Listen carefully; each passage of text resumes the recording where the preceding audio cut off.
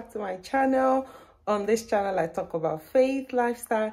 I also review books and magazine. Thank you so much for all my subscribers. I love you so much. My returning subscribers, my new subscribers, I am really grateful. I promise by God's grace not to disappoint you, to give you authentic content, and to also encourage you in a journey of life. I mean, all by the grace of God. So recently I came across something I wrote down some times ago. It must have been about God giving me a vision, or maybe it was a message or something. I'm not entirely sure, but I just wanted to share with you real quick. When God gives you a vision, what you have to do with the vision.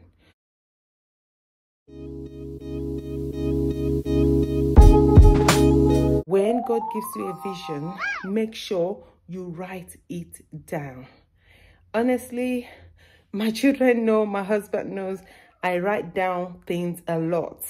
And if you don't like writing things down, it's not a problem, but have a space on your computer, on your phone, or your laptop or iPad, whatever device it is. Have a place where you can, you have notes just for your own personal, spiritual development, physical development, whatever it is. Just have a place where you have notes, where you write it down. And by God's grace, you are able to refer to those notes, because what's the point of writing things down and you're not going to go over it, and you're not going to read it and to see that, oh, this is what I said, or this is what the Lord spoke to me 5-6 years ago, or this is my plan for the future, that sort of thing. So the first thing is write it down, document it, you know, just put it somewhere you have access to. Another thing is you need to position yourself to accomplish the vision. What do I mean? You need to be in alignment. You need to align yourself with God so that that vision can come to pass. So one of the things is stay away from sin. Anything sinful, anything that will make God frown at you, that will make him unhappy with you, stay away from it as much as you can, as much as possible. Because when you go into sin and you go into things that, you know, God is not happy with, there's no way those vision or those plans will come to pass. It's just like take for instance, a very wealthy man maybe has a child and says to the child, when you graduate, or maybe when you learn your trade, or whatever it is, the promise or the catch is, and then they said, oh, there's a box in a room somewhere, you can have the keys in the box, and then when you open it, you'll find out what the keys are meant for. That is exactly the same thing with God. For the child to be able to have access to the box, it has to fulfill some condition. For your promises, for the vision that the Lord has given you, for them to come to pass in your life, you have to align yourself with the vision, with the visioner, which is God, so that those things can come to pass. And one thing God cannot stand, he hates, is sin. So maybe if there's any sin in your life, you just need to repent of them. Say sorry to God. Say, God, I am very sorry. I said what I shouldn't say. I did what I shouldn't do. You know, I went where I shouldn't go. Have mercy upon me. I'm very sorry. And once you say you're sorry, try to stay away from those things that, you know, will encourage you or make you go back to the things that would, you know, make God unhappy. So position yourself, that's what it means. Another thing is know your season for the vision. The vision is for an appointed time. You need to know the season for the vision. And the only way you can know the season for the vision is when you align yourself with God. Sorry, I'm just trying to get the right angle for this video. Sometimes it feels, yeah, I don't know. Anyway, let's just carry on. All right. So know the season for your vision. This vision is for an appointed time, and know when it's time to go, when to stop. Somebody said sometimes ago, God orders your step and your stop. All right. So know when to stop, know when to move, know when to go, know when to take a pause, know when to just put a comma on everything. You know, sometimes God might say, hold on. The hold on could be a pause. It could be a long pause. It could be a short pause. But don't put a stop where God has put a comma. Don't put a comma where God has put a stop. So that's how you know your season. And the best way, like I said, for you to know your season is to align with God. And God would be the one to tell you, right, this is the next phase. This is the next season. Another thing is, sorry, I have a note I'm reading from. If you see me looking sideways or down, so I'm just trying to get your notes. Give yourself to prayer, guys. Prayers never die. Have a prayer bank. You know, just like we have our bank where we put money, where we put things that are maybe gold or silver, very expensive jewelry and all of those things. Have a bank of prayers. Submit the prayer in the morning. Father, Lord, I thank you. In the afternoon, in the evening, every time. Have a prayer bank, guys. It will get to a time that you can't even pray.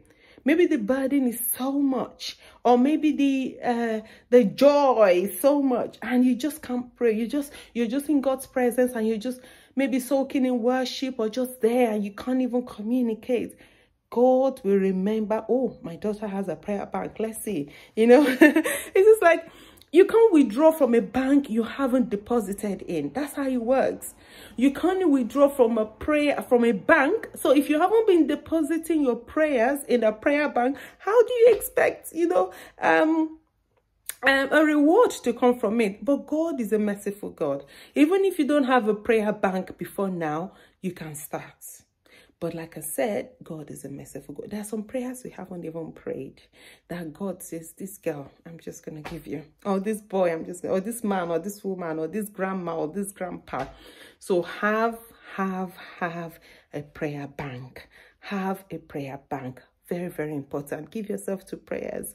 Shower, toilet, cooking, eating, drinking. I mean, it doesn't have to be a long one. Just, God have mercy. God, I thank you. God, I glorify you. And if you don't know what to do, turn it into praise. Praise and worship. Praise and worship. Praise and worship. Just thank God. Dance before him. Be excited. Be excited because God is passionate and excited about you. Okay? Don't be a dull prayer person. Don't be a dull worship person. Worship God in the beauty of his holiness. It's not all the jumping and twerking. It's just a shame that, you know, some people dance and shake every part of their bodies to distract other people. That's not okay, okay? Just dance in the way that, you know, it's not going to be distractive. It's going to glorify God and bring honor to his name. Another thing is key in to the season for accomplishment of your vision, okay? Sorry, like I said, I'm reading from a note there. You have to key into the season. You have to be grateful for that season. Things may not always work together, but be grateful for that season. Be thankful for that season. And know that that is the season. And know that that is the time. Let me see, is this... Yeah, that looks a lot better. I don't know. Sorry. It's just the lighting. It's just the lighting. Okay? Before I end this vlog, it's getting longer than I thought. There will be vision killers. There will be toxic people in your life. There will be people that would not see anything good about you. There will be people that will tell you, no, don't even try it. It's the worst idea ever. So take note of them. As long as you know that God is leading you, don't be rude to them. Advice is meant to be taken anyway. You know, take the advice, pray about it. If it's the right one, take it. If it's not the right one, just leave it. Maybe for another day or for another situation. Okay? So toxic people are vision killers. Another one is discouragement. There might be discouragement. Maybe God has given you a vision about something and maybe there's no money or there's no support. So those things can bring discouragement. There will be distractions. Sometimes you're like, yes, this is the vision. This is where I'm going. And then there will be distractions. Maybe somebody is sick or somebody died or some negative situation happened. That's distraction. Sort them out. Deal with those things and stay focused on your dream, on your vision. Sometimes yourself can be your own distraction. So true. You might have the vision, you might be excited about the vision, and after a while, you just start saying negative things about yourself. You don't care, you know, your mind is just negative. Be careful about those things. Let God take priority. Whenever you feel down, whenever you feel like almost depressed or not knowing what to do, just stop for a while, take a pause, and let's go back to God. God, I gave you that vision, and tell him how you feel. God, I just don't feel like carrying on this vision anymore. I'm feeling very discouraged, very down within myself. I didn't have the energy. Tell God how you feel. He is your Father, you know, and he will look after you. He will take care of you. It will sort you out in ways that are far beyond your widest imagination.